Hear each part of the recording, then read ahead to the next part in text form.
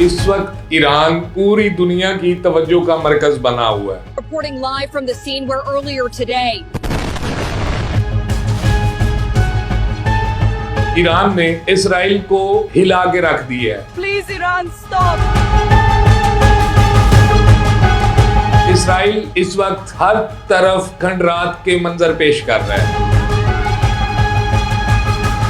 Iran के supreme leader Ayatollah खामनाई का एक बयान जिसमें उन्होंने कहा कि हम सारे मारे जाएं, ईरान सफाए हस्ती से मिट जाए, कोई फर्क नहीं पड़ता, लेकिन इस्लाम की सरबुलंदी और इस्लाम के तहफ़्फ़ुज़ के लिए ऐसे लाखों ईरान कुर्बान। हमारा मकसद सिर्फ और सिर्फ इस्लाम की सरबुलंदी और इस्लाम का तहफ़्फ़ुज़ है।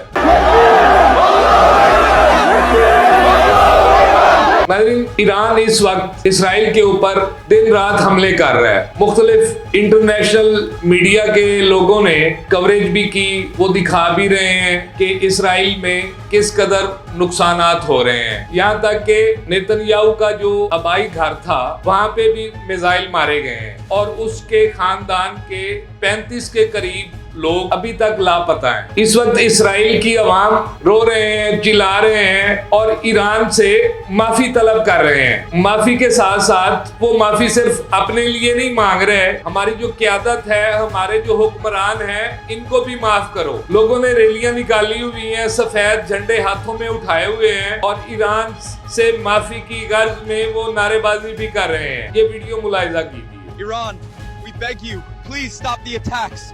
Half of Israel is gone. We surrender. Just stop this destruction. Please Iran stop. I lost everything.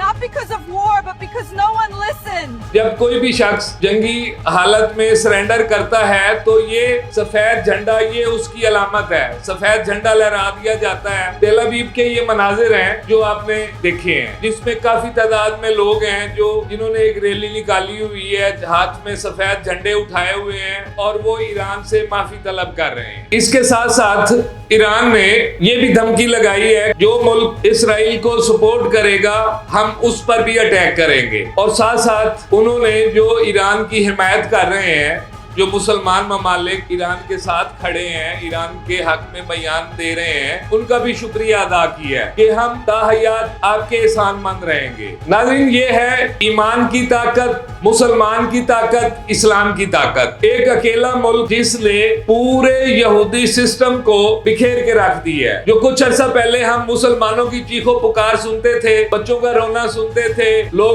घरों से बेघर हो गए, वो देखते थे, आज वो लोग खुद घरों से बेघर हैं, रो रहे हैं, उनकी चीखों पुकार है और एक मुसलमान मुल्क के सामने हाथ बांध के वो अपनी जान की खैरात मांग रहे हैं। जान अल्लाह के हाथ में है, जिंदगी और मौत का फैसला उसकी जात ने करना है। इस वक्त ईरान ना किसी मुआहदे का हिस्सा बनने जा रहा है, ना किसी डील का हिस्सा बनने जा रहा है और सिर्फ उसका मकसद इस सफाक निजाम और सिस्टम का खात्मा है। और इंशाअल्लाह ताला ये होगा और ये होकर रहेगा। जिस मुल्क का सरबराह मुसलमानों पे जुल्म की इंतहा कर रहा था, आज जब वो जेर जमीन बंकरों से निकल के अपने मुल्क के अंदर तबाही देख रहा है तो वो परेशान है। अपने आबाई घर के तबाही के मंजर उसने देखे हैं, वो परेशान है और वो दूसरे मुल्कों से सुलह के लिए, तामन के लिए अपीलें कर रहा है। यानी इतनी टेक्नोलॉजी के बावजूद, आयरन डोम सिस्टम होने के बावजूद ईरान ने हर तरफ तबाही मचा दी है।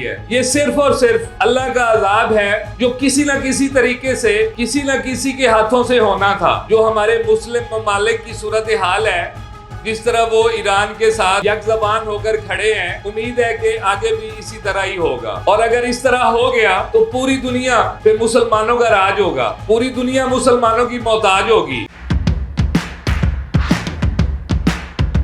नाज़रीन गिरामी, कबल आपसे एक गुजारिश है कि हमारे चैनल को सब्सक्राइब कर लें।